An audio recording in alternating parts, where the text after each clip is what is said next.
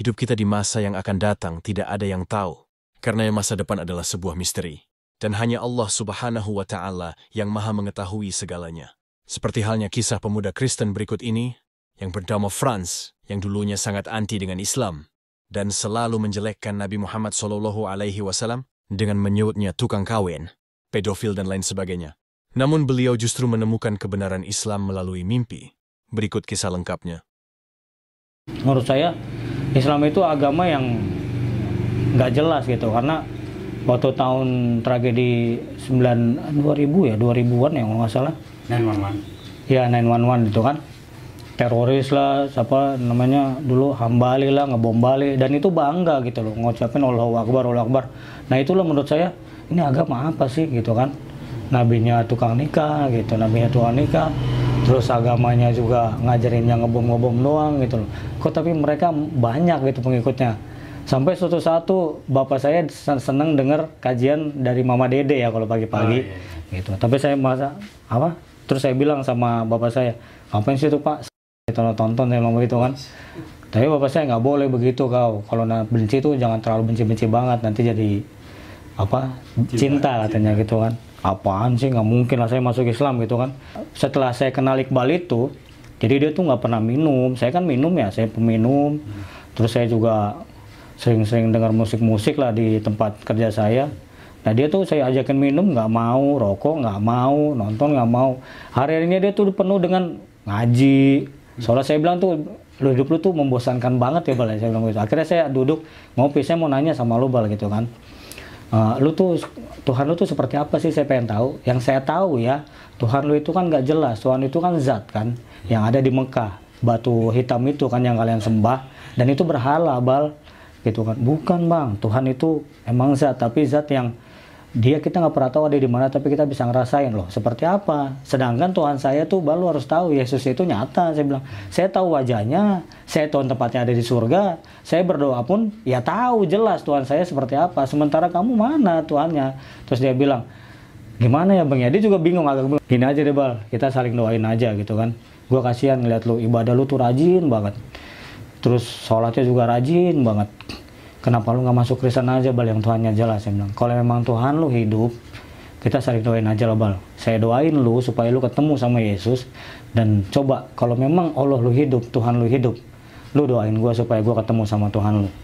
Mungkin ya, mungkin wasilah perbincangan kita itu, mungkin waktu menurut si Iqbal tuh ngedoain saya, menurut saya gitu kan. Mungkin Iqbal ngedoain saya, wallahu alam gitu kan.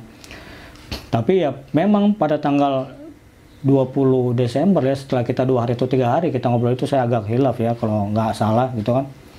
Saya mimpi,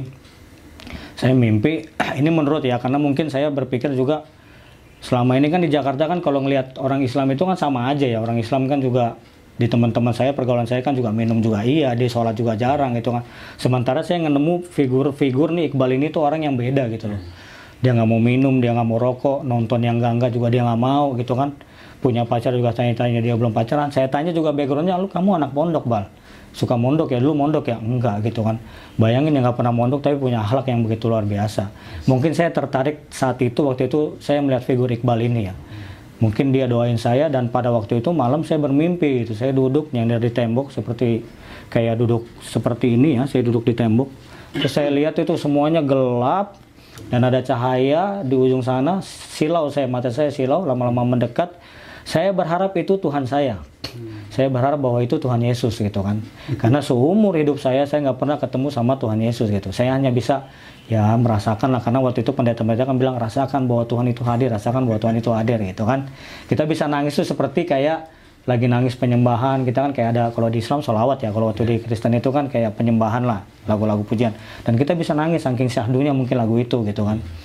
Nah saya berharap dan saya panggil gitu kan, Bapak, ini Franz gitu kan. Franz bahagia sekali di sini. Sudah lama Franz ingin ketemu sama Tuhan Yesus gitu kan. Sambil saya nangis itu, sampai saya nangis tuh bahagia sekali. Terus dekat lagi, makin dekat saya makin silau gitu kan. Terus saya tanya untuk kedua kalinya, ya Tuhan Yesus, apakah itu engkau gitu kan? Tolong panggil Franz, peluk Franz. Franz merasa sendiri Tuhan saat ini gitu kan. Ya Bapak, aku sayang sekali, saya merindukan saat-saat seperti ini gitu.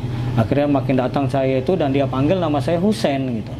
Husein, mari ikut aku gitu. Nah, Terus saya bilang begini itu kan, itu saya ngomong, ya Tuhan ya Bapak, saya bukan Husain, saya Franz. Akhirnya dia panggil 2 kali lagi, Husain mari ikut aku, sambil saya lihat jelas itu lafaz Allah gitu kan. Ya saya nggak tahu, saya dengar waktu itu Ustadz bilang juga mungkin kalau nganggap kita sholat gitu kan, itu persoalan lain. Nah, tapi di mimpi itu saya demi Allah saya lihat itu seperti lafaz Allah gitu kan, lafaz Allah. Terus saya akhirnya terbangun gitu loh, terjaga saking silaunya, akhirnya saya terjaga kan. Dan saya ngucapin tuh kata-kata astagfirullahaladzim, saya bilang begitu untuk pertama kali. Terus saya langsung, iya otomatis langsung saya bilang, kok saya ngomong astagfirullahaladzim ya, saya bilang begitu kan. Terus saya berpikir gitu loh, saya ngerenung sesaat, itu benar nggak ya yang saya lihat itu gitu kan, itu benar nggak yang saya tadi mimpiin. Akhirnya saya keluar kamar, saya kan sebelah nama Iqbal ya, di lantai 2 restoran itu Manado. Saya ketok, bal itu jam 1 malam atau jam setengah 2, saya lupa. Bal. Akhirnya dia buka. Apa sih bang, masih pagi-pagi, mengganggu tidur aja katanya. Gue ketemu sama Tuhan lu Bal, saya bilang begitu. Apaan sih bang, ngaco ngomongnya, kata dia gitu kan. Bener Bal, duduk, saya ceritain gitu kan. Gue bener ketemu sama Tuhan lu, saya ceritain gini. Akhirnya singkat cerita dia bilang, Masya Allah bang, bener nih bang. Iya Bal, pokoknya gue gak mau hari ini saya mau disyahadat, saya bilang begitu. Saya mau uji apa yang saya lihat ini gitu kan. Yaudah bang, kita sholat gitu kan. Saya bilang, nanti lah Bal, kan sholat subuh masih lama. Dia bilang, enggak, ini namanya sholat tahajud bang. Gak apa-apa, kita belajar sholat aja gitu kan, meskipun abang belum disyahadat, saya ajarin abang gimana sholatnya, abang ikutin aja gitu kan. Ya udah, saya wudu, ikutin dia kan, diajarin wudu. Nah tiba-tiba pas sore saya mau syahadat itu hujan. Pokoknya dari jam habis asar lah, hujan besar di Bekasi ini kan, hujan besar.